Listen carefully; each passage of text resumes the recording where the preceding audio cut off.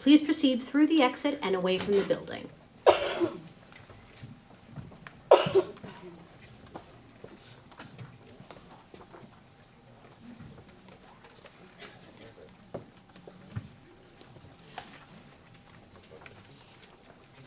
Good morning, everyone. How's everyone doing today? All right. Well, I hope you guys all got a chance to grab a cup of coffee and a bite to eat. Special thanks to the New England Foundation for the Arts for helping to sponsor and co-present today's presentation of Beyond Orientalism. My name is Susan Chinson, and I am the Festival Director of the Boston Asian American Film Festival. And here we are today on day 3 of the festival, and it's been an amazing event. I'm wondering how many folks have already been to another event up there? Oh, wow, fabulous. Well, wonderful. Welcome back, and we hope to continue to see you at the rest of today's program. I just wanted to give a quick shout out to our festival sponsors, both the Tufts Medical Center, just located down the street from here, and South Cove Community Health Center, also here based in Chinatown as our neighbor. Our media sponsor is Sampan Newspaper, and we are also excited to be presenting with ArtsEmerson under the auspice of AARW as our parent organization. And I still haven't had enough coffee, so excuse me. And then I'd also just like to thank MIFA again today for joining us. We've got a packed event. We hope you'll be joining us this afternoon. It's actually maybe sold out. But there's a presentation with Michael Hisamoto, who's on our panel today, for our centerpiece film, Resistance at Tule Lake. But with that, last 2 housekeeping things I remembered. For exiting the program today, we invite you to use this exit way. There are also bathrooms on just the 2nd floor below us, so if anyone needs to use these, feel free to make your way out that way. And please silence your phones. And I think that's all the logistical stuff I needed to cover, and I'm going to turn this over to Mina Malik, who is sort of our fearless leader for Beyond Orientalism.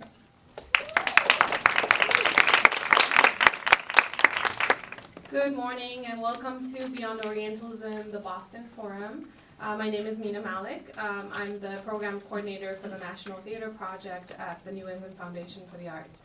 And first, before we start the forum portion, I wanted to acknowledge the land that we are on today, and I wanted to invite Keita Sullivan to give a welcome.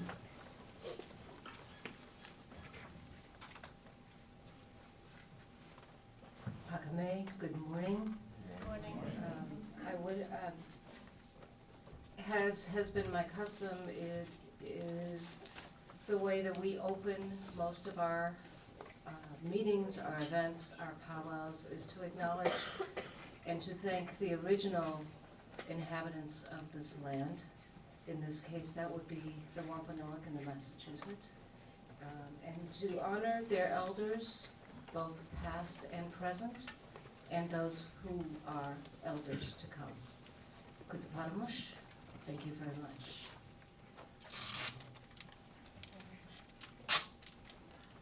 Thank you, Keita. Before we start today, I wanted to gather an idea of who is in the room today with us.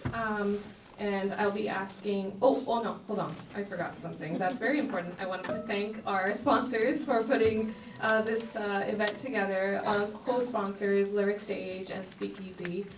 We have several more co-presenters, which I will mention later.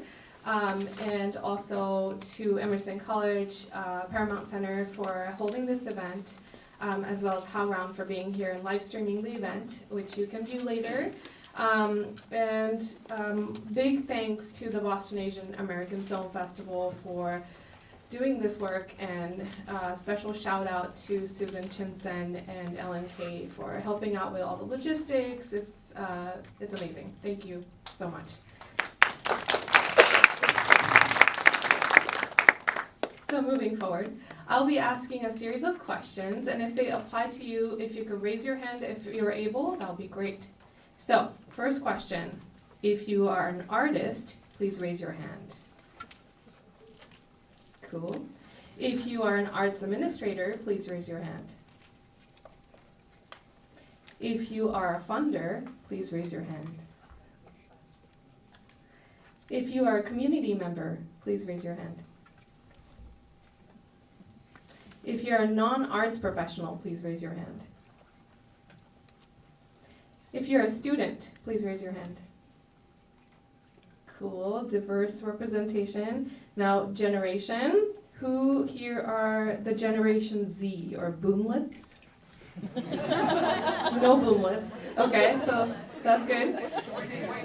Yeah, born after 2001. So no. Okay, moving on. So the next group, millennials.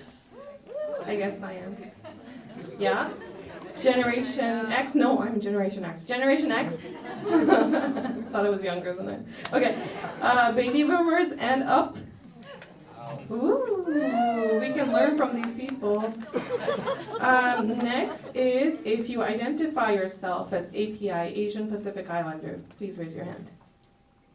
Cool. If you are a first generation or 1.5 generation immigrant, please raise your hand. If you are second or 2.5 generation immigrant, please raise your hand. Okay. What about any other type of immigrant? Please raise your hand. Refugees? Zero. Okay. Fourth generation. Great.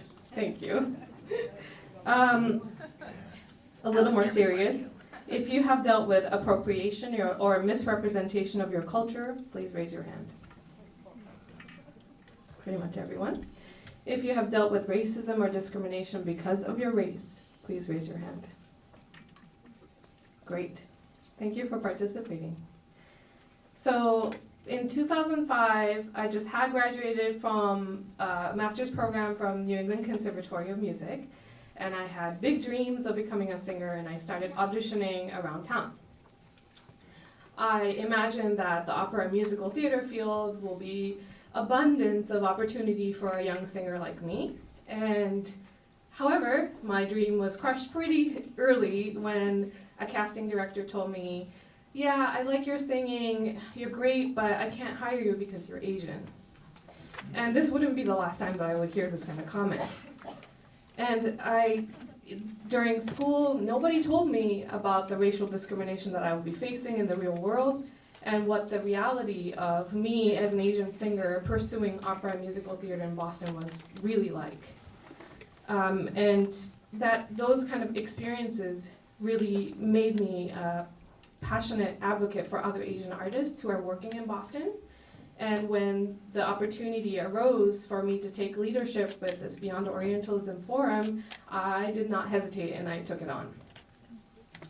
The Beyond Orientalism Forum is a national initiative that was launched in 2016 to directly address the negative effects of yellowface, brownface in the American theater, and also advocating for diverse representation of API and all characters of color on our stages.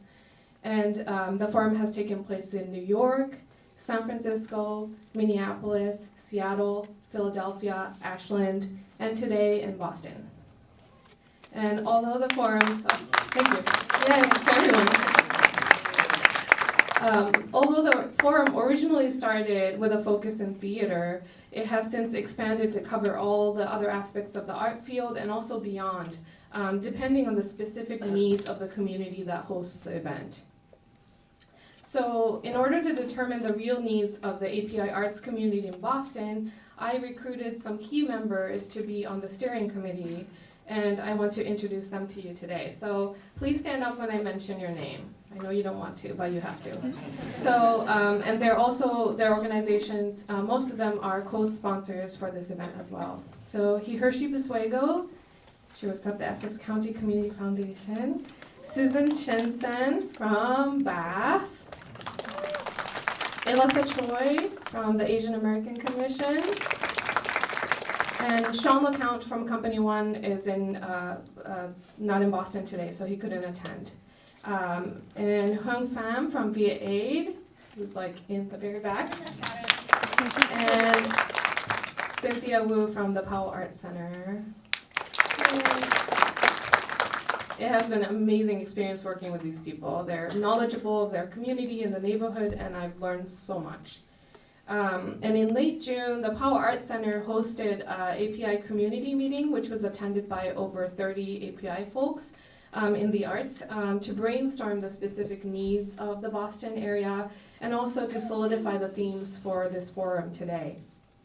And the attendees articulated a need for a network of API artists and arts organizations in the area for people to come together, work together, share best practices, and collaborate.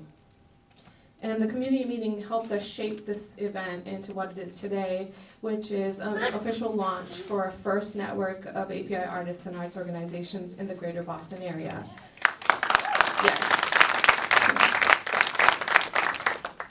There is, the exact vision of the network is a little unclear. We were hoping that this will be the first gathering where we can start the conversation of what this network can look like, and the panel discussion will touch upon that.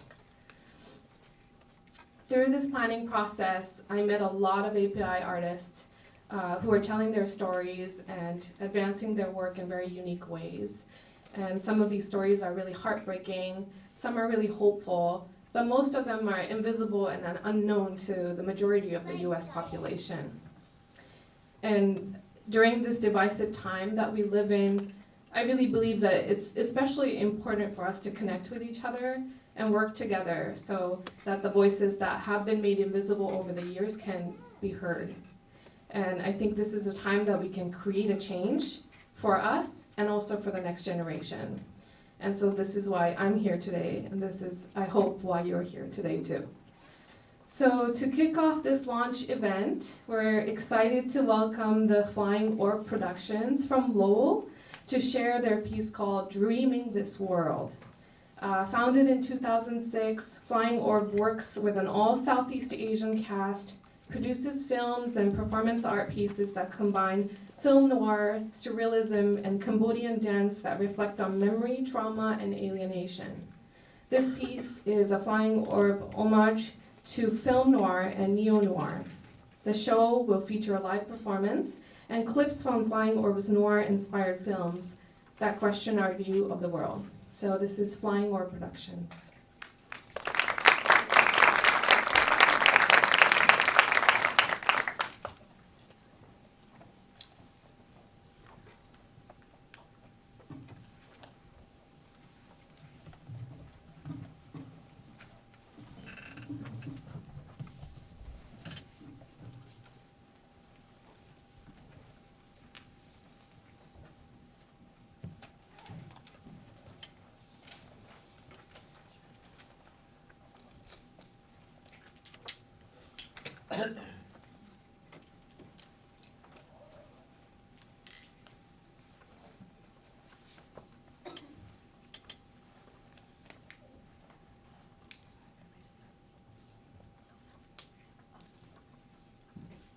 All set on the music?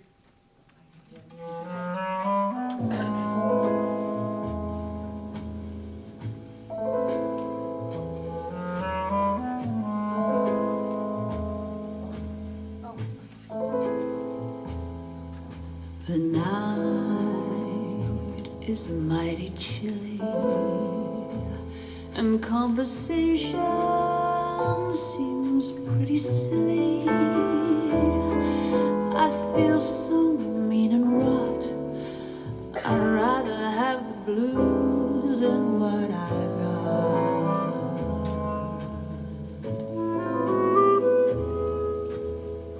The room is dark and gloomy. You don't know what you're doing to me. The web has got me caught.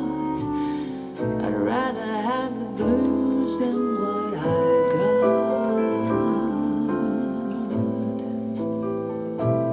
All night I walk the city, watching the people go by. Try to sing a little ditty, but all that comes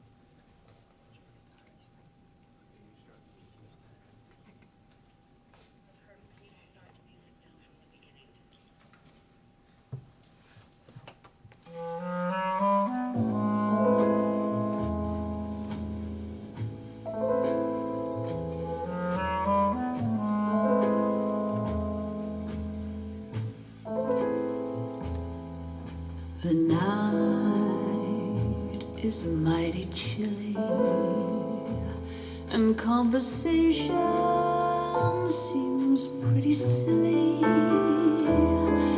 I feel so mean and wrought. I'd rather have the blues than what I got.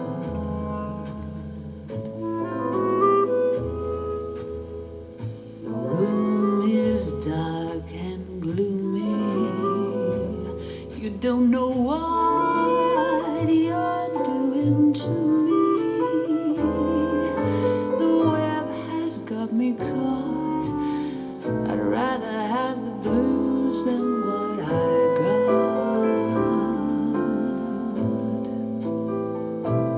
All night I walk the city, watching the people go by. Try to sing a little ditty, but all that comes out is a sigh.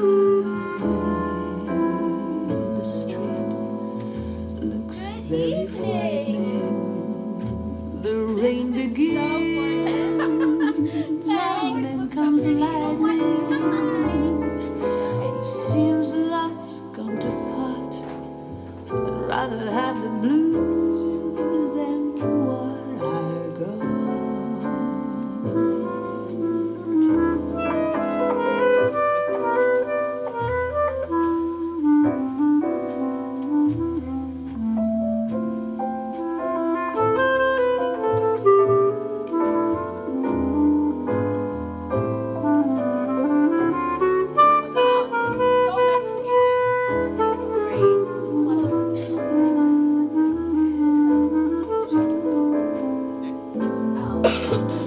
All night I walk the city, watching the people go by. I try to sing a little ditty, but all that comes out is a sigh. You're lost, buddy. The wind is blowing colder. It looks like love is getting older. My luck don't look so hot. I'd rather have the blues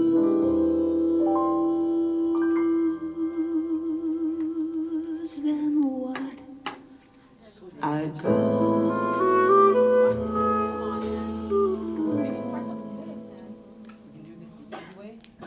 Hello, boys and girls. Right now I'd like to introduce the band on double basso, Random Anderton.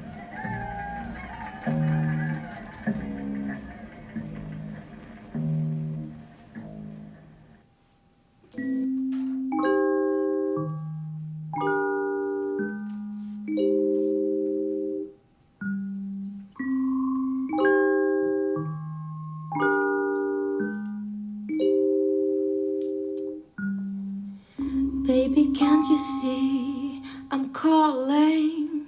A guy like you should wear a warning. It's dangerous, I'm falling. There's no escape, I can't wait. I need a hit, baby, give me it. You're dangerous, I'm loving it. Too high, can't come down. It's in the air and it's all around. Can you feel me now?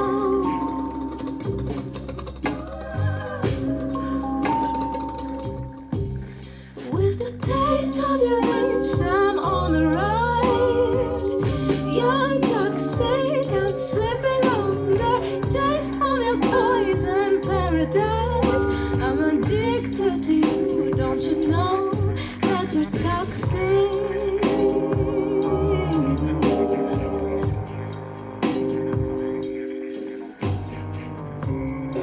stranger. But how can that be true? I so vividly remember meeting you. I remember falling in love with you. Listen carefully. I'm going to pronounce a few words. They're harmless words. Just a bunch of letters scrambled together. But their meaning is very important. Try to understand what they mean. All I want is the cash right here in my hand.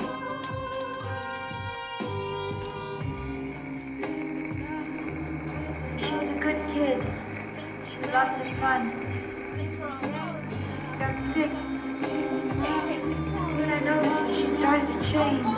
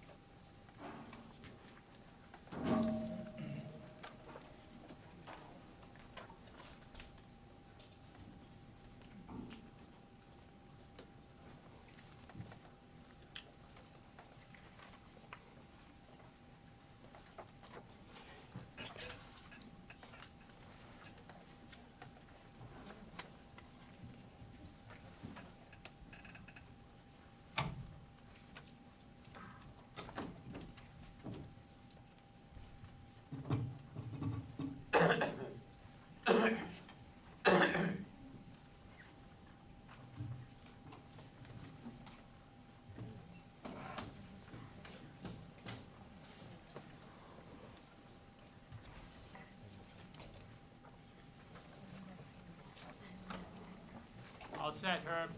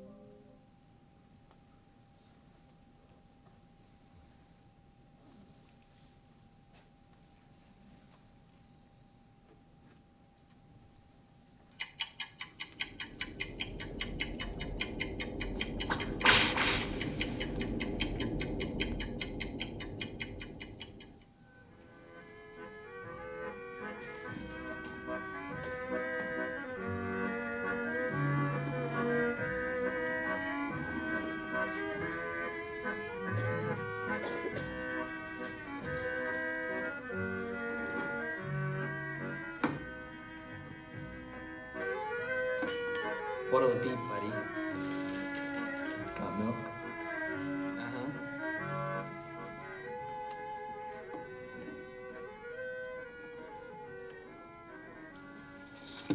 This one is on the pretty lady.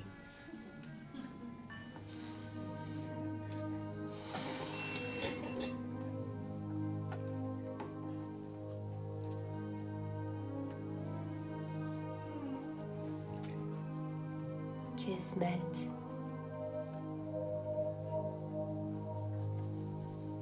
Toast?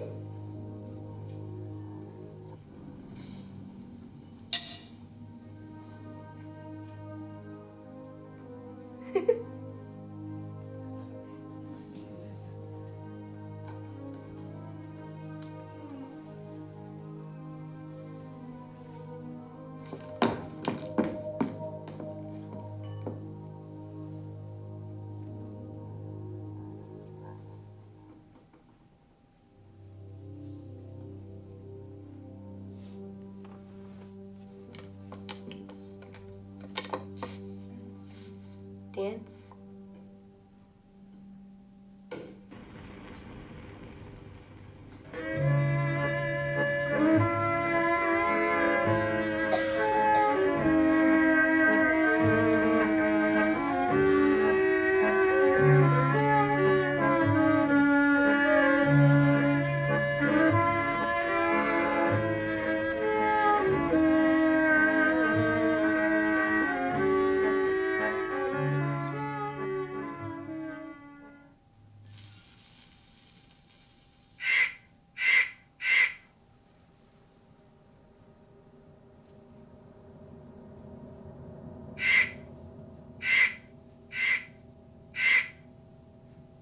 Pretty boy.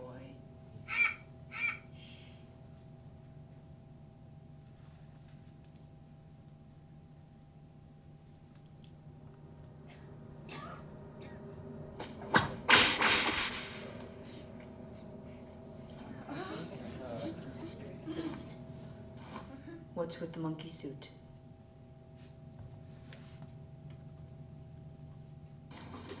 Welcome. Have a seat. May I take your hat? Tea? Coffee? Actually, I would... DJ, just get the ball. Get the ball. Sit.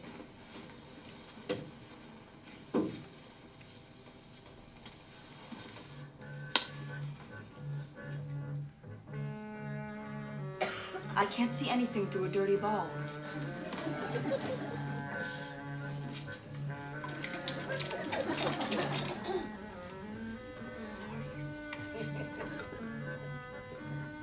AJ.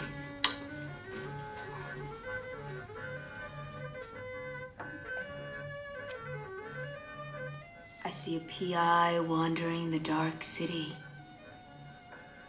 He's thinking to himself, am I dreaming this?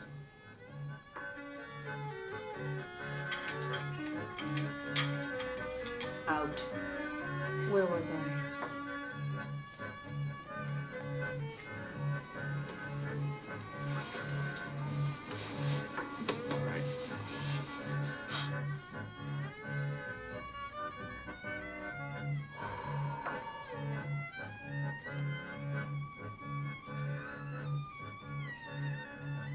Sorry, honey. No dough, no show.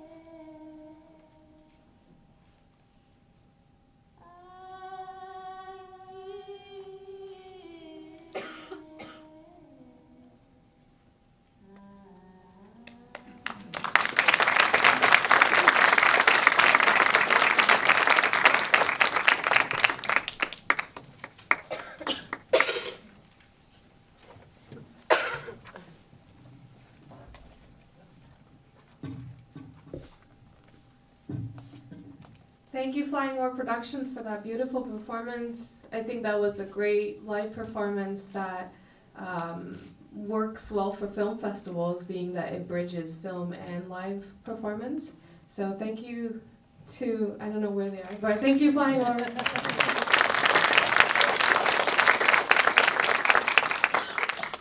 It also portrays that just because we're Asian, we are not stuck to just doing traditional type of performance, where they kind of mixed the Cambodian style and also the Western style, which is really great.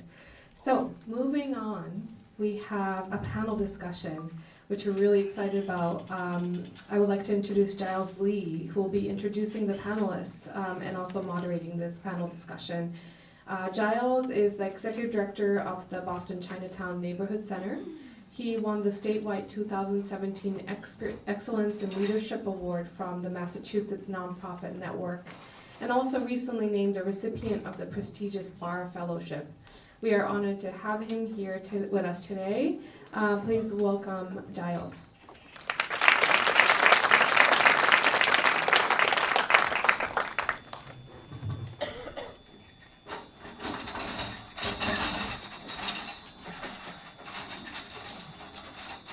Hello.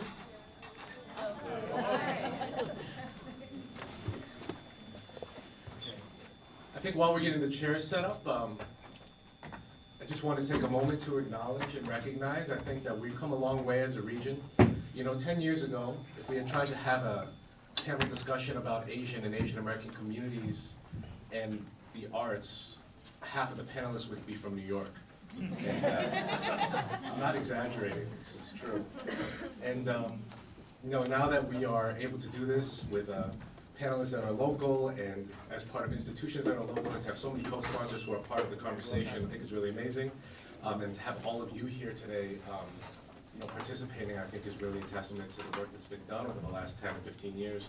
I also must take a moment to acknowledge that the Boston Asian American Film Festival has been here that whole time, and has been one of the drivers of that conversation and making it possible and making sure that we, as a community, or as Asian and Asian American communities, are thinking about the space that we occupy in the arts sector and carving out space for ourselves and space for these conversations to happen. So thank you to BAF for being consistent and making that happen. Also, before I introduce our panelists, I just want to mention that October 27th is Arts Matter Day from Mass Creative, which is the local kind of civic engagement coalition for the arts and cultural sector. So more than 600 members of Mass Creative are involved in making sure that people go out, get civically engaged, get out the vote, because we have a lot of big elections coming up November 7th. More than 40 cities and towns have local elections across the state then, including this very city. And so hopefully everybody here is motivated, is gonna go out and vote, whether you live in Boston or not, and that you are also thinking about how arts and the arts sector can be paid attention to, can be respected, and can be engaged when we are doing planning for the future of our city and region. So Arts Matter Day, October 27th. For more information, there's a hashtag, I guess, which is Arts Matter Day. And then there's the website would be mass-creative.org, mass-creative.org. So I'm going to bring up our panelists. Maybe they could all come up first. I actually don't know. Oh yeah, maybe you all could come up first, and then and as you come up, I'll introduce you. So first we have Keita Sullivan, who is the director of the theater program for NIFA, and also her tribal affiliations, Montaukett and Shinnecock, which deeply informs the work that she does. In her role, also Michael Hisamoto, who is an actor and theater educator. He's also part of 2 upcoming productions, that is Hold These Truths at the Lyric Stage and Allegiance at the SpeakEasy Theater Company. Hold These Truths is in December, Allegiance is in the spring. There are coupon codes for both of those productions in your program book, so please look there and support those productions. And also Ngoc Tran Vu, who goes by Tran Vu. She is a multimedia artist who works across borders. She recently finished a community project in the Fields Corner section of Dorchester, which is incredible, and that was funded actually by NIFA. And she is a local. She grew up in Boston, and I have known her since she was in high school when she was a youth organizer. Can I just carry this over here? All right? Is that all? That's okay? All right. All right. So, please welcome our panelists.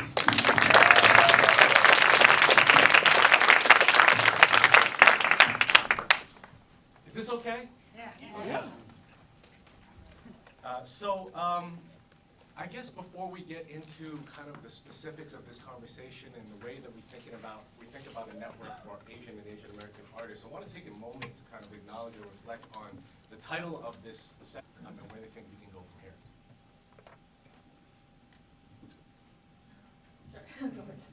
Hi everyone, good morning. I mean, when I first, think of the word Orientalism, I think about kind of the history behind that of, colonization of imperialism, and even where the terms comes from.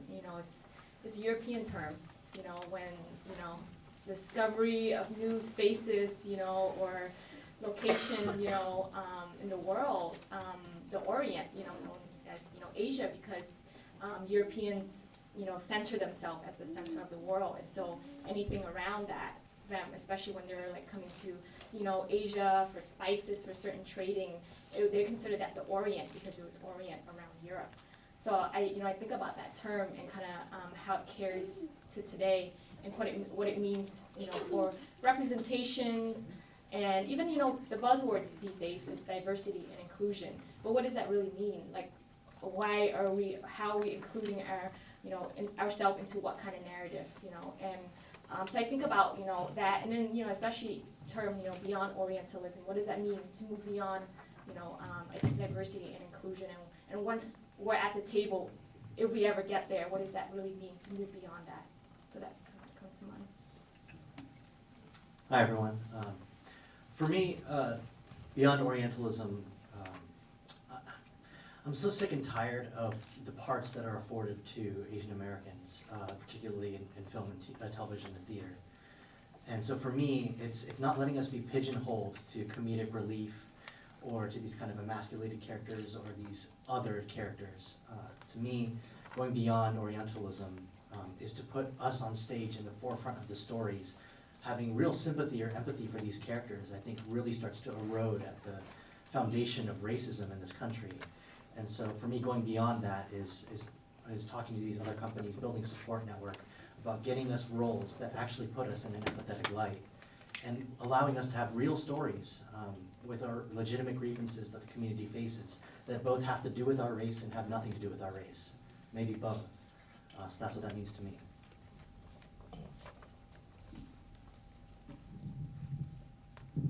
Coming from a people who was mistaken for the Orient, Beyond Orientalism, for me, is a natural extension of something that I deal with all the time, which is red face. And the lack of seeing my own people represented on stage authentically in a way that I could feel proud of, instead of as a mascot, instead of as, even back to the founding of this country. If you read the Declaration of Independence, it refers to the merciless Indian savage. And so Beyond Orientalism is, for me, a partnership between communities who are trying to achieve equity in representation, equity in authority, to bring our own stories in our own ways, not necessarily in the same way that you would teach Brecht or Shakespeare, but in our own ways, and to bring those out in a way that is so visible that they can't be ignored anymore. Thank you. So I'm just going to take this out. Kira, let me just go back to you for this question, because as we think about developing a network to support Asian American artists, you're here representing NIFA. What are the things that you think that you can do to kind of support the growth of this network as we kind of move forward? I kind of think of it not as what I can do as NIFA, but what are the opportunities and what are the resources that can go into creating this kind of a network? Because it's beyond money. There's no point in having money if you don't know what you're trying to do and what you're trying to achieve. So the first step is actually what you're doing right now, which is to define what is it that you want, what is it that you want to achieve, where do you want to go? And once you have those things in mind, it's a lot easier to ask for help. I may not be able to fund anything because it's not within the parameters that I'm given to fund, right? But who do you know? Who has space? Who has other resources besides money? As a community, we all are very well resourced in ways that are not necessarily recognized. As a community, we are used to doing a lot with very little. So don't be afraid to ask. Ask your neighbors, who do you know that's interested in equity, in social justice? Because that's really what we're talking about. That's really what we're looking at in terms of bringing visibility. So don't look necessarily to the arts funders. Look to the social justice funders. Look to the health funders, because they're looking at how do these stories impact community and help save, help prevent suicide. And certainly in my community, that's a big thing. Telling our stories has saved so many young people from committing suicide. So there are funders who are interested in that kind of thing. Don't just look to the arts funders, look beyond that. Look around. But funders have spaces. They may be able to give you a space to meet. There are other resources besides money, but it really comes down to what do you want? You can ask. The only thing they can really say is no, unless they are going to say yes. Right? So if you're not any worse for asking. And maybe they can't help, but maybe they also know somebody who does. Maybe there's somebody in your community that you never thought about. When I was an environmental justice attorney, we used to do something called resource mapping and start mapping who do I know? Who do they know? And it's a very big network. And a little bit can go a long way to making it happen. That being said, don't be afraid to ask a funder. Thank you. So Kita says, know what you want. So let me ask Michael and Tran, what do you want? I think what I actually want is opportunity. To me, the greatest moments where I learned was working with professional artists in the field. And I think in a lot of scenarios I wouldn't have been allowed those opportunities if it weren't for my being Asian American and certain roles being Asian American. That being said, I think it kind of pigeonholed me to only working with certain artists and excluded me from working with people that have been in the field for 20 or 30 years because a lot of those artists were white and I didn't have roles in their plays. So I think for me, what I would ask for is a kind of path in, a way to learn from the people that have been working in the field. And there's this idea that, oh, we just cast the best actor. Well, A, we'll never learn how to act if we don't have the opportunity to. And B, I think our notion of flirting, of being on camera, of making a joke, of our sense of humor, everything about us can be different because of the culture we grew up in. And I think their idea of what might be best for a part, I think, is kind of normalized in this, their notion of white media, whereas Asian Americans grew up in a different culture, so we might have a different sense of customs, of different ideas about personal space and boundaries. And I think that affects the characters we create. Without the opportunity to develop those and to really work those muscles and to be able to become a chameleon on stage or on camera, then I really don't think we'll ever make any great changes in this community. those opportunities? What do I want? That's a big question. I mean, I think other than, world peace. I mean, I think, my mission has always been to fight for justice. I think, I think while put on this earth, I think to really help each other grow. And how we go about it, is different for everyone and everyone's journey.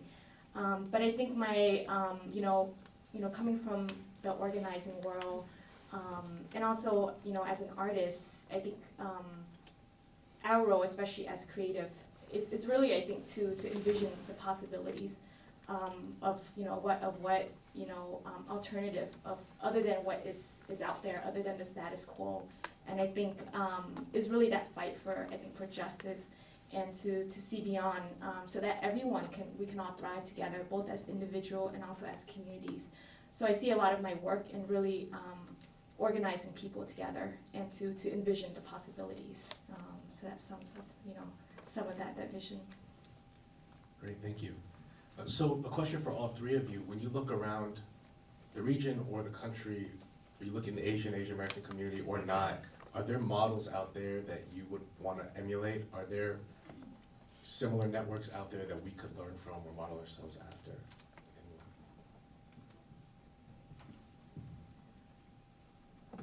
There are any number of models, but the model that is always best is the one that comes from your own way of organizing. There are, housed here at Emerson is HowlRound, and they are the, I want to say holder, but they are the supporter of the Latina, Latinx Theater Commons, which is in a similar vein trying to support Latinx artists across the country. And their structure is of a steering committee that is very fluid, very flexible. The members of this committee are from all over the country. So you can imagine what having a meeting might be like, right? It's done via Zoom, via Skype, via Google Hangouts, whatever it takes for them to come together. But they're not a nonprofit, and they have no intention of becoming a nonprofit. What they are there to do is to find ways to support each other and to bring visibility to Latino theater across this country. So that's one model. There's, in Canada, there's the Indigenous Performing Arts Alliance, which is a much more formalized structure, but spent 20 years being a loose, culturally based organization supporting performers who are Indigenous across Turtle Island. Turtle Island is how we call this country. This whole, from Canada all the way down to the Antarctic. That's Turtle Island. And so while it is predominantly Canadian, there are those of us who cross borders all the time. And again, it's a very loose network. It did not, for the first 20 years or so of its life, it did not require much structure. And it brought a lot of visibility to the artists in Canada. And that's generally what I tend to look at. It's a culturally based organization. The values are based in the cultures that they are supporting. And the way that they operate is based in that culture. We're actually trying to create something similar here in the States. We can't move forward until we consult our elders, and that's what we're in the process of doing right now. That is a cultural belief. We can't, and that's across all 500 plus nations on Turtle Island here. We can't do that, and so, but we are moving forward, and we will be moving forward with those elders. So you can define your own structure. The only one I would say is don't go into the 501c3 thing. Just don't. So different models. I mean, there's some really great models out there. For me, I've had the opportunity, also the privilege to live in different places, both in the U.S. and also abroad. I was living in Vietnam and Asia last year, and I one of my interests and passion is I really try to study things that are inexisting in different spaces, and kind of key to what you mentioned about honoring ancestors. I think that's so important in honoring the people that have come before us and the people that we're working in spaces with. I mean, I was living in New York City, so I also saw different models of different forms of engagement. I've also been to Burning Man. That's also really a different space. But then I think in any of that's a whole different conversation. But that's a whole. I think in almost every experience, there's different models that we can learn from. I don't think there's any perfect model, but I think what's important is honoring. I think history, culture, tradition, and also acknowledging when there's hardships, and also thinking about opportunities for growth, and thinking about what's been done that hasn't been so successful, and applying it to whatever project, whatever opportunities and space that you're in. I think really learning what has been done, and also what applies for your situation, I think is really important to consider. But I don't think there's any perfect model out there. But I think it's important to learn from people and also things that's been done. Yeah, there's no perfect model. But for me, I guess in the theater world, I have like two major schools of thought, which is going back and kind of reclaiming the past through productions like Shakespeare, and being able to take back roles that were never really ours. And on the other hand, there's a lot of creation of new work, which is writing stories for the modern day, developing them with actors in the room and the playwright in the room. And so two major companies in the theater world that I think of, California Shakespeare Company in the Bay Area is led by Eric Ting, and he's been kind of programming these seasons that have this amazing color conscious casting with really colorful casts that doesn't eliminate race from the conversation, but actually elevates the depth of the story involved. And the other company that I think of for the creation of new work is Mai Theater Company in New York, which is the largest collective of Asian American playwrights ever assembled.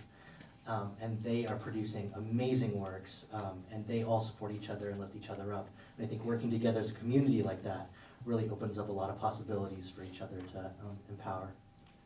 Excuse me, can you spell out that network that you just mentioned? Mai, M-A-Y-I, Mai, and then California Shakespeare Company.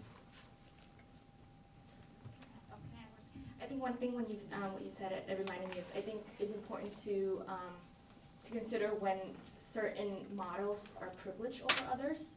I think oftentimes in the mainstream or even things that we see, we think that's the only model that works, and also we don't think about other models that don't get enough representation. So I think in considering,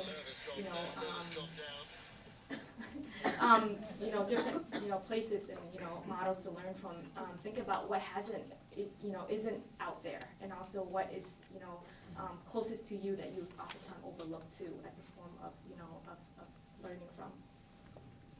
Yeah, if I can actually piggyback off of that.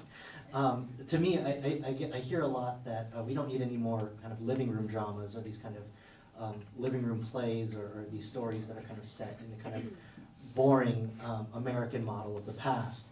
But when I think of it, I feel like that was, realism is a kind of white privilege that we were never really afforded. We never really had the opportunity to be able to sit in a living room with our shoes off and make jokes about chopsticks from, the way that I can't really use them. And so people make fun of me for that, but those are little things about my everyday life that people would never know about from the current dramas afforded to us. And so for me, I like to think of this kind of realism as a white privilege that we were never really afforded, and it was a form that comes with a lot of power that I would love for us to see. It's funny because as you're both speaking, I'm thinking of all of the new models that are being discussed now, certainly within the theater equity community.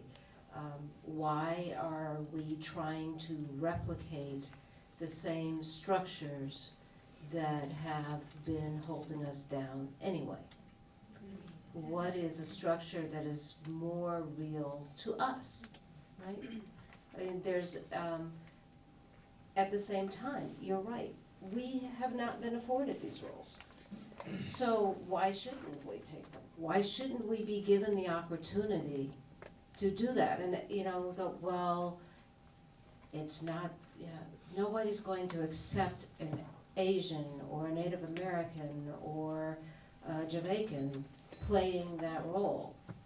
Why not? Because those roles are all built on everyday stories, and we have those same stories, so why can't we do those roles? So there are a lot of models out there, but that's the one thing, is I personally am really interested in new models of funding, new models of performing, new models of telling stories. And some old models of telling stories, story circles. It's a very old form, and pretty much in every community tradition anywhere I've gone. But that's not the way that we think about theater, or we think about film, or we think about music, right? So exploring different models, I think, is probably where we're going to experience the most growth. Sorry, I arrived from LA at 7 o'clock this morning.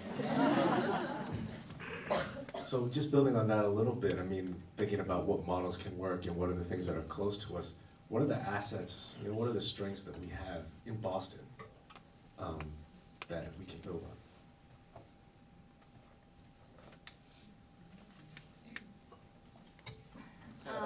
It's interesting. I think Boston is a very interesting place. Definitely a lot of history here.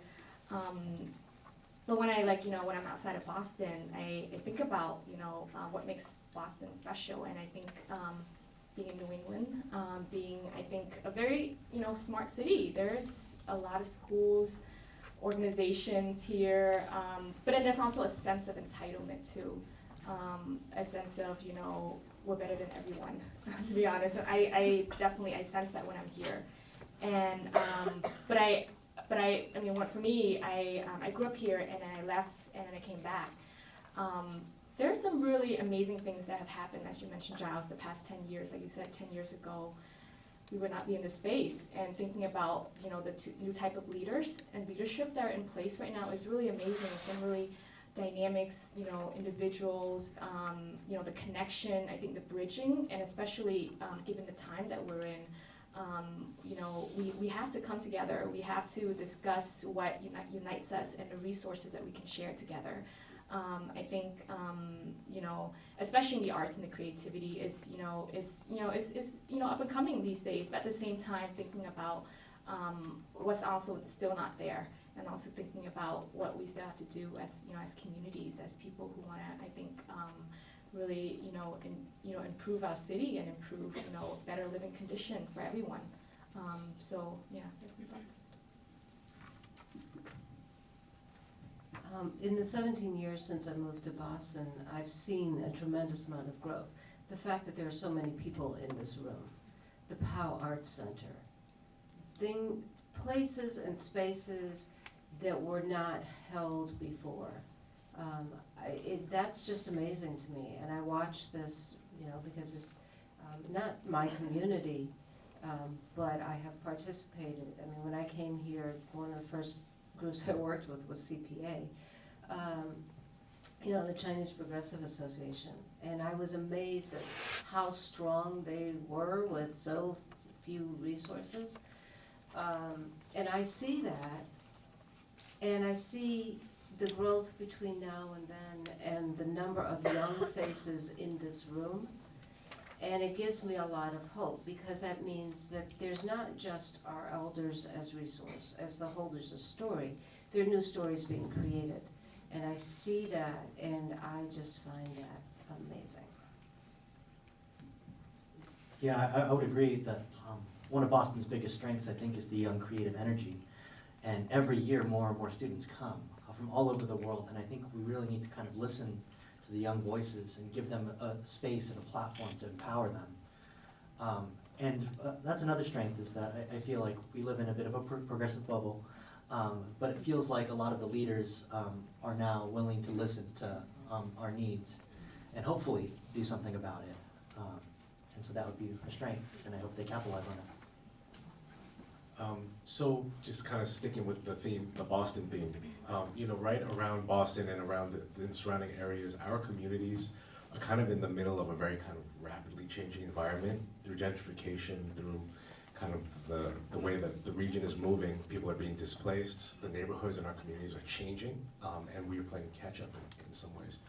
When you think about the role of arts and artists, what are the things that artists and the arts sector and the cultural institutions can do to be part of the planning for our communities?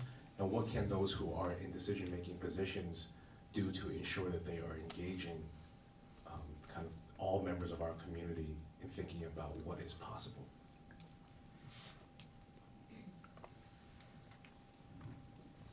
So I was at a meeting last week.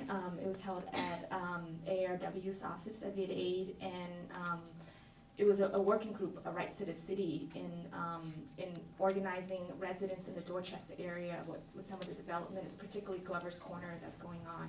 And we asked the city for a meeting with the BPDA, and you know, we sat down, we talked about that we as a community want to be included in the decision making. And you know, it was really interesting, like, you know, the city came out, they listened to us, but still, like, you know, the process is not simple, it's not made to include communities, period. And, you know, that's part of, you know, the politics that happens, you know, at City Hall, also with the development, the landowners, and also thinking about, you know, what is the role of the community, and, you know, the people, like, you know, in my community, people, we have to live with the development that's happening, rapid gentrification, displacement, you know, a young working professional class that's moving in, and the rents that are rising. And some of my neighbors and members that I talk to, they have to choose, you know, between paying the rent and being able to eat sometimes, and the affordability and accessibility of that.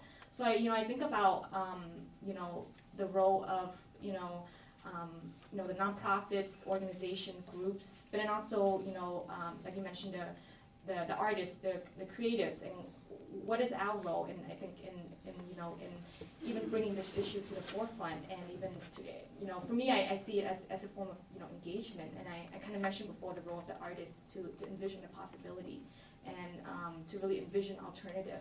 I think, you know, the role of arts is, you know, it's a form of engagement. How do we get people to come to meetings? How do we create materials? How do we make it so that there's, you know, different language that's accessible? There's that make people feel like they want to, you know, this is, you know, they have to play a role in this, or else there will be other people making the decision for us. And I think there was some mention about, like, how do we, you know, make ourselves feel like we're included? Sometimes we can't fight, you know, we have to create our own opportunities. And oftentimes I think that's the situation when we can't afford to just ask a seat at the table. We have to create our own table. And I think all of that plays a role, but it's particularly with a lot of the developments that's happening, we have to really fight for it. You know, things oftentimes are not just simply given, we have to fight for it collectively.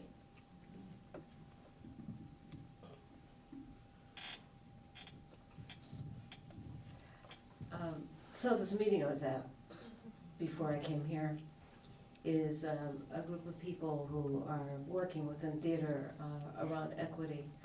And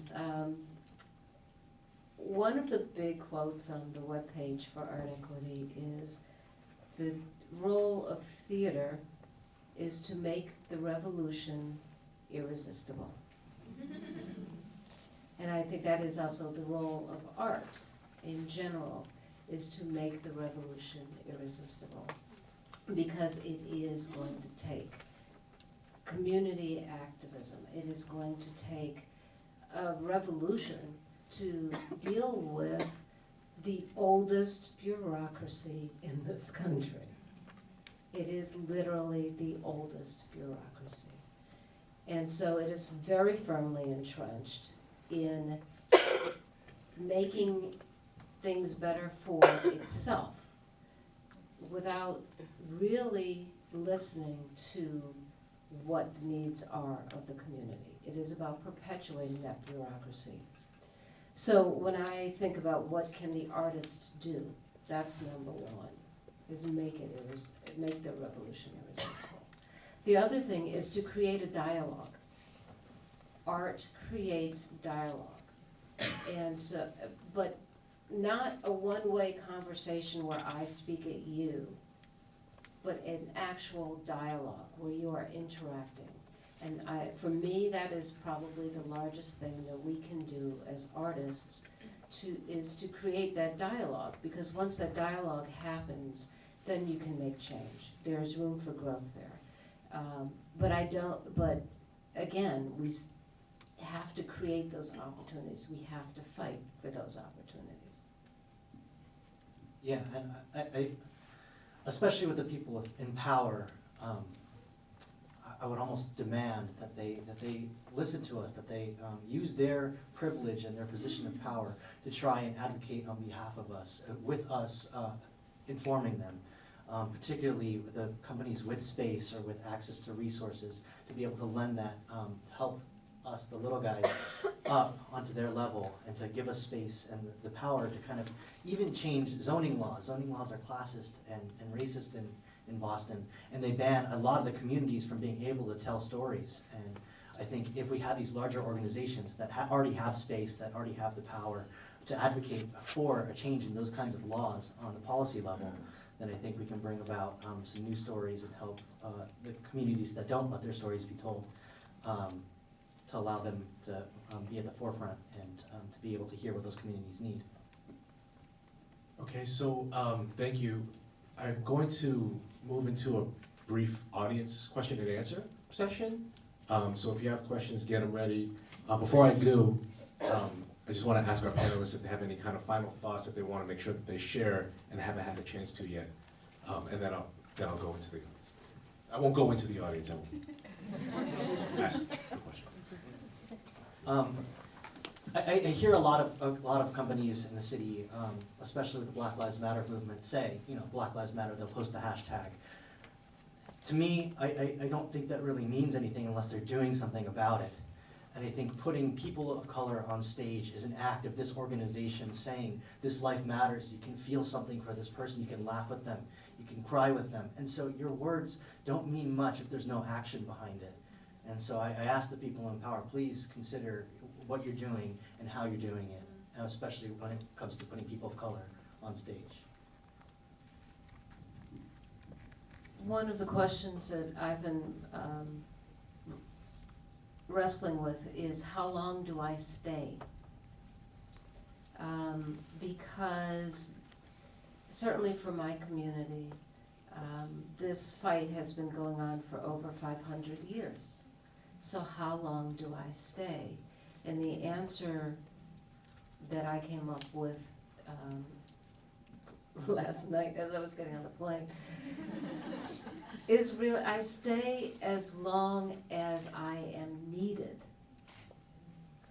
Because I can't stay until it's done. I won't be alive that long. But that's really, I need to do what I need to do to make sure that I can stay in the fight. And that's really the other thing that I would ask you to think about, is how do you sustain yourself to stay in this fight? Because if it's taken us 500 years and we still haven't gotten rid of the Washington football team logo, there are so many things that go beyond just what I as an individual can do.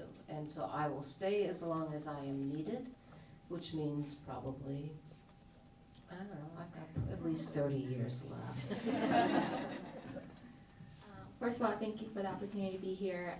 I think echoing what you said around sustainability, I think is so important, both self-care and also group care, to really looking out for each other. It's a long fight, and it's, and how do we, stay grounded, how do we stay sustainable? Not just financially. I mean, we live in a capitalistic world, but, even thinking about how do we care for each other emotionally, mentally, and in other forms as well. And then lastly, I think my last thing is just, consider those that are creatives in the room. I actually think everyone is an artist, whether you know it or not. It's just whether you use your creativity. But I think thinking about, what is your message? What is your art for? Is it, please don't do art just for art, but just, I think it's so important to have a message and I think your vision. And, oftentimes, the fight is a long, struggle, but also thinking about what is our vision.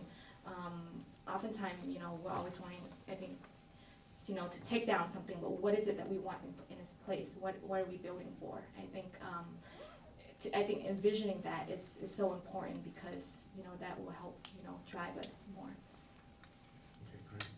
So I'd like to turn to the audience. If there's anybody that has a question, we have $30 gift cards for people whose questions are asked from NIFT. I don't know what it is. What is NIFT? It's like a local coupon. So you put in your zip code, you sign up for an account, you put in your zip code, and they have participating business. So it goes like $30 to a restaurant that's a part of it. So it's like a local coupon. Right. Yeah. Tran got these cards. There's a question in the back here. Go ahead, sir. Do we have a mic? Maybe we can just, I'll repeat the question. Oh, no, I have a strong voice, don't worry. I want to know whether or not, first of all, I want to thank you for a great panel, but I want to know whether or not you have considered any coalition across race lines. For example, the Latino community, the African American community, the Asian community forming coalitions. I want to ask that question, but I also want to just make a comment that very recently at an equity house on the North Shore, there was some protest around not casting a Latina in the main character role in Evita. You think back to Cleopatra and a white woman, Elizabeth Taylor playing Cleopatra. I think about the work that we did here with Screen Actors Guild, forcing them in a sense to do non-traditional casting, colorblind casting. So these coalitions actually do work. And I want us all as an audience to think about what's happening in Hollywood today with Harvey Weinstein and who controls the money and who controls the decisions around what scripts are going to be considered. So I want to know about the coalition. Do I need to repeat the question for How Round? Yes. For TV? For No. We're good. No, you got it? Okay. Yeah. Can you read the question for the note taker? A brief summary, his question was, what about coalition between different marginalized populations within the arts space and how, what efforts have there been and what can be done to move forward, and use the example of Equity House in the North Shore that kind of brought to the forefront when there was a production of Evita where they did not cast a Latina in the title role, that these things, that pressure like this can work. So I'll ask our panelists if they have reflections. Thank you. The folks I was with this weekend were an amazing mix of African American, Indigenous, Latinx, white artists who are all looking at how do we change this.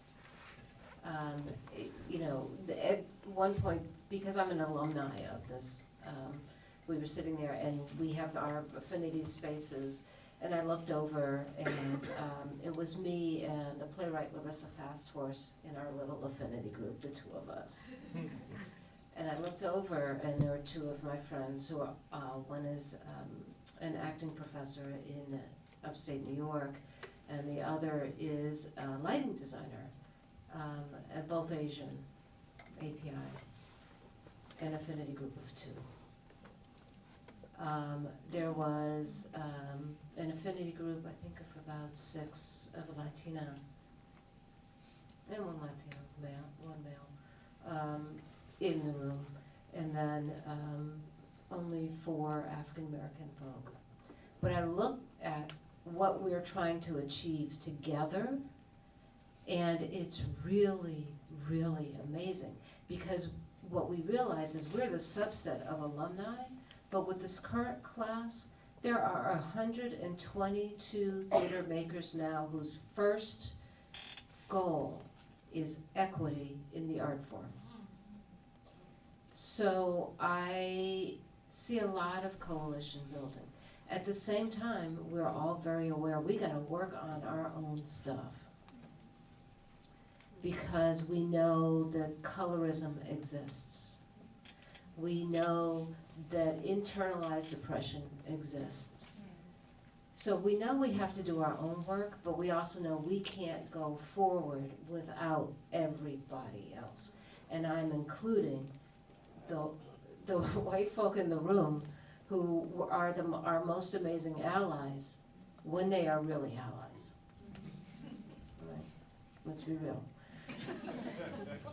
But they are, and we can't go forward without them either.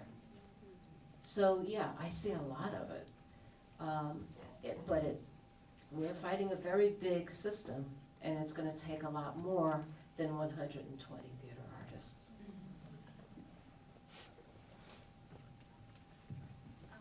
I think to your first part about coalition, yes, it's definitely very important. Just echoing that sentiment. I think it's a time to be together, and it's also time to be apart too, like separately in different groups. But I think it's important to have that in parallel. I mean, kind of spaces like, the U.S. Social Forum is also a great, space that they've been building for a long time, movements, particularly in the U.S., but also to connect it to movements throughout the world as well, in different countries. I think spaces like the Ally Media Conference is also really a great space in Detroit that really brings together, different allies from different sector, media and the creatives. For myself, I always, I try to do it in tandem too, both work within communities that I, identify with, but then also, across too, because there's so many different sectors, different, groups that have similar struggles, not only racially, but class-wise and other forms of disparities. And I think your other question is about the roles in the Evita. I think thinking about who's making these roles, what are the companies behind it? Is it Hollywood? I think that says it all. Like who's the targeted audience? Who's it for? Even the language of the movie. When certain movies, certain histories are made in different, it is like only privileging English. What does that mean? I think so. That's why it's so important for for groups, for us to create our own space and to create our own roles, so we don't have to be worried about fitting into certain, stereotypes of certain roles. We have to be, I think, in control of that. Definitely to collaborate, but also when it doesn't make sense, don't feel like you have to be a part of that.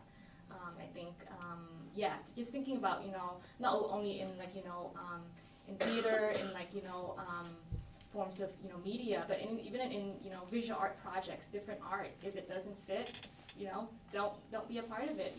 I think you have to advocate for yourself and also advocate for what you're being a part of. Yeah, I really do think that we're stronger together, and if we rally around each other's causes, we can form a new type of audience base that will change the conversation. So it won't just be for these white audience members up in the North Shore. And I think that it really takes all of us going to each other's events and rallying around each other's communities and supporting each other to give each other visibility. And until we do that, I think we're going to be swimming uphill or swimming upstream. Okay, unfortunately, there's only time for one very short question. I'm not going to make the choice because I don't want people to yell at me. There's too many hands up. Did that young man get his NIFT card? Okay. I see a hand right here, so. Thank you for the compliment, young man. Our friend here in the second row, if we can keep it short and yeah. And we will be able to continue this conversation out on Tremont Street, I guess. So really short, I just want to say thank you so much again for all the amazing discussion that just happened here, all the amazing ideas. And the question is, I'm actually with a group of Wellesley College students and my professor here. So again, what I feel has been a struggle recently, among my own peer groups, navigating these difficult discussions that are happening, right? Is when does it how do you navigate between it being an obligation to educate someone when you don't have the emotional capacity? Because I had a debate with a friend. There's a whole other thing, you know, more context. But, or is it always our responsibility from marginalized communities, regardless of what kind of community it is, to educate those with privilege? Because like, how else do you move forward? Or like, when do you determine that, oh, it's on them to go educate themselves? And yeah, how do you navigate that in a sense?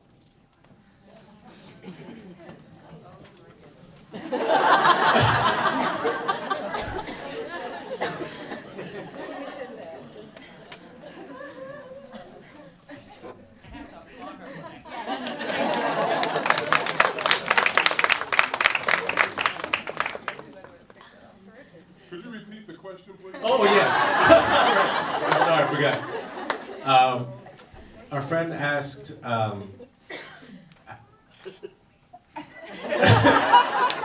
you know, being in, you know, coming, you know, being part of a community that is often underrepresented and marginalized, how do we make the determination whether or not we have the kind of capacity within ourselves as people and human beings to educate people who come to us with ignorance from privileged communities, challenging the things that truths about our stories. And so there's obviously a very easy answer. For me, I think my two approaches is that if it's someone that I truly care about or truly love, that I think is worth the time, I'll use my position to educate them in such a way. If I don't, I think a lot of what I do is withholding the privilege of being in a relationship or even my friend. And so that they don't get to share in my experiences, they don't really get to call themselves a friend of mine until they learn how to educate themselves or how to take the first step in going and putting themselves out there, to be willing to listen and willing to educate themselves and not have that be on me. Anyone else want to jump in on that? I mean, I think at different stages of my life, it's been a little different. I think when I was younger, as in high school and in college, certain spaces where I felt like you can't, you can't like escape it in a sense. It's a part of everyday conversation of whoever the teacher, the students are.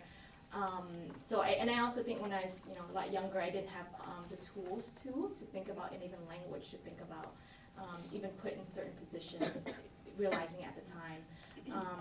But I think, like for me, the space I'm in now, kind of echoing Michael, what he said about who are you speaking to, thinking about your audience. But at the same time, I mean, thinking about like the question, the word is like educating. Like, what does that mean? Like, do I even have all the answers? And then so thinking about,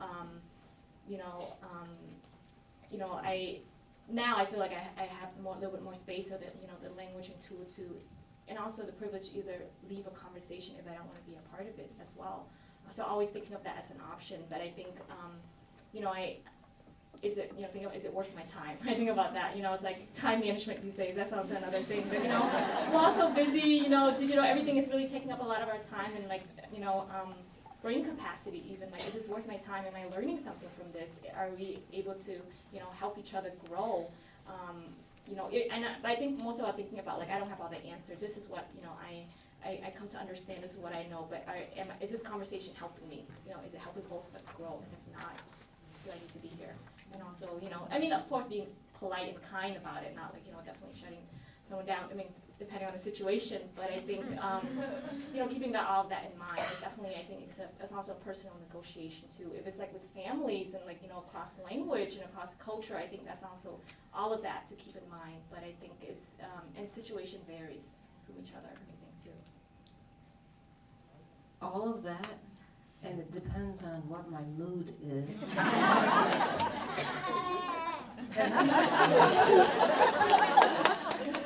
It also depends on what the question was.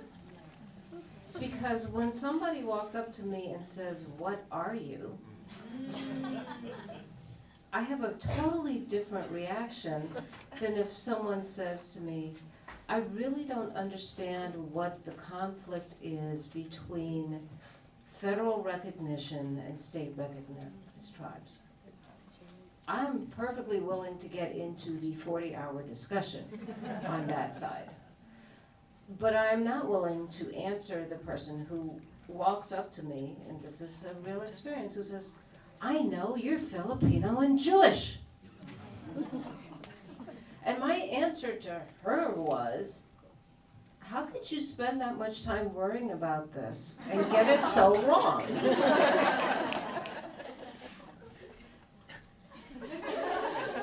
She had no answer for me.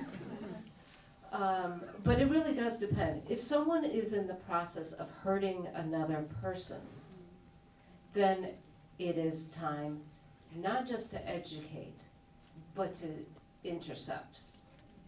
And that does happen. I mean, how many times have we been in the room where there's some microaggression being perpetrated by the question? And so then we want to step in. And that's a totally different situation, but that is an opportunity to educate, and hopefully they will learn from it.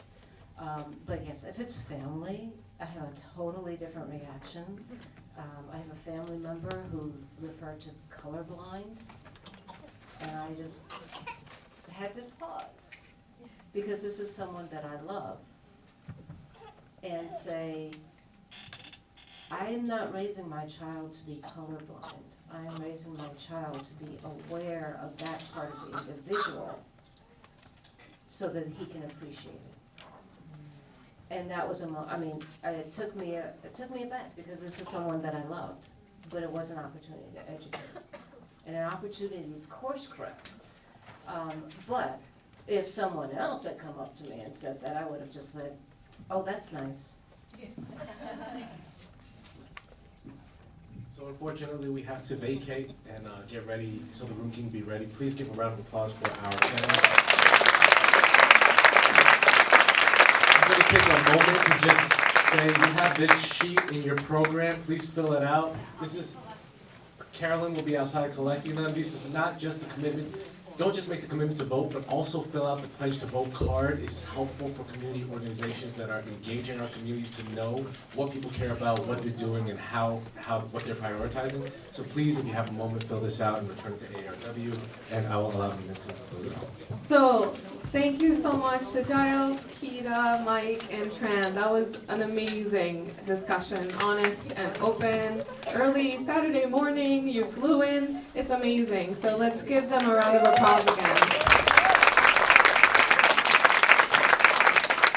So we heard a lot of things. There is no perfect model. We have to find our own. We have to learn from our elders. We have to learn from our young people, young leaders.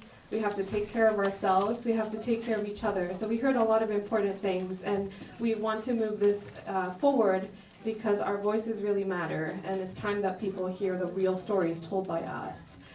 So our next event will be sometime in the spring. It's not determined yet. However, we have a survey in your packet, and it's really important that we get your opinion on it. We're asking about topics that you would like to talk about. We're asking about what the network can do for you, and so we want to hear from you. So we have the paper survey, and we will also be sending an electronic version if we already have your email.